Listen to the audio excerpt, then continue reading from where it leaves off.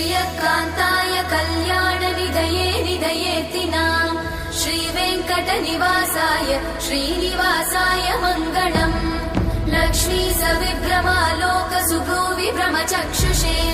चक्षुषे सर्वलोकानां वेङ्कटेशाय मङ्गलम्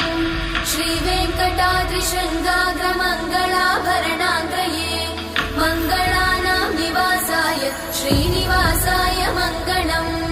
सर्वावयव सौन्दर्य सम्पदा सर्वचेतसां सदा सम्मोहनायास्तु वेङ्कटेशाय मङ्गलम्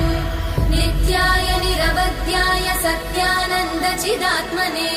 सर्वान्तरात्मने श्रीमद् वेङ्कटेशाय मङ्गलम्